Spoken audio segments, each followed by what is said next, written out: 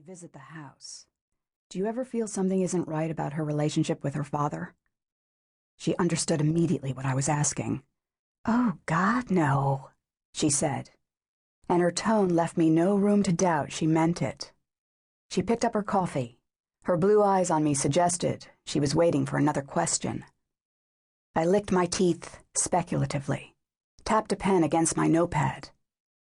"What I hear you saying is that you worry because she doesn't have any friends or nearby female relatives to talk to, which is unfortunate, I guess.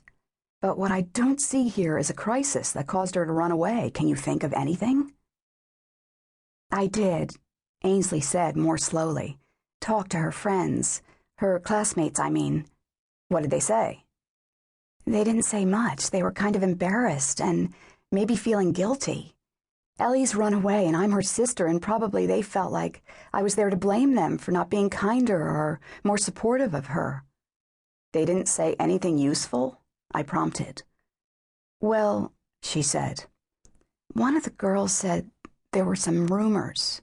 "What kind?" I asked. "That Ellie was sexually active, I guess. I tried to get her to say more, but the other two girls jumped in and said, you know, people just talk, something like that. I couldn't get anything more out of them." I nodded.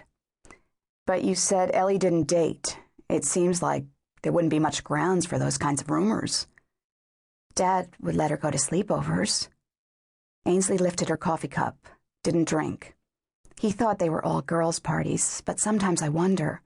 You hear things about what kids are doing at earlier and earlier ages."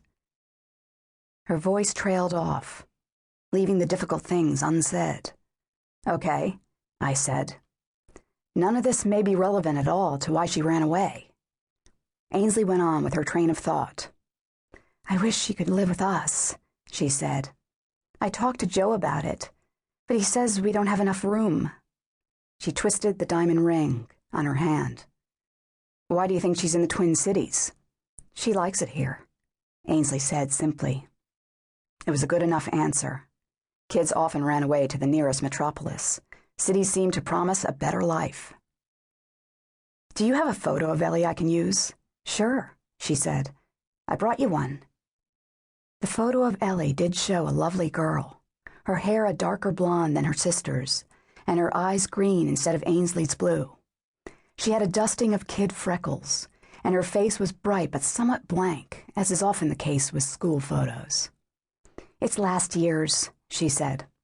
"Her school says they just took class pictures and the new one won't be available for a week or so." It was early October. "Do you have another one that you could use?" "Me?" she said. "I have a full caseload right now," I explained. "You, though, are free to look for Ellie full-time. You should keep looking." "I thought—" Ainsley looked a little disillusioned. "I'm going to do everything I can," I reassured her. "But you're Ellie's best advocate right now. Show her picture to everyone. Motel clerks, homeless people, the priests and ministers who run homeless shelters. Anyone you think might have seen Ellie.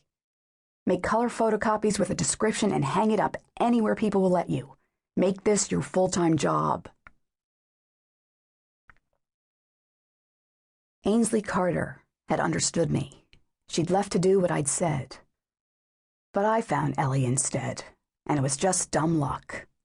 At mid-morning the day after Ainsley's visit, I'd driven out to a hotel in the outer suburbs. A clerk there had thought she'd seen a man and boy sought in a parental abduction, and I'd been asked to look into it. I handled all kinds of crimes, all sheriff's detectives did, but missing persons was a kind of subspecialty of my partner's, and along the way, it had become mine, too. The father and son in question were just packing up their old Ford van as I got there.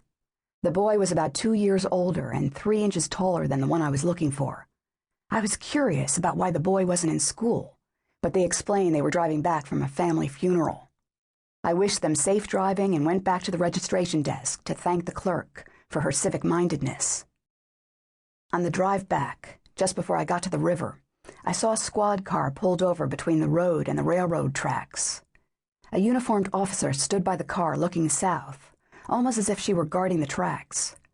Just beyond her, those tracks turned into a trestle across the river, and I saw the broad-shouldered form of another officer.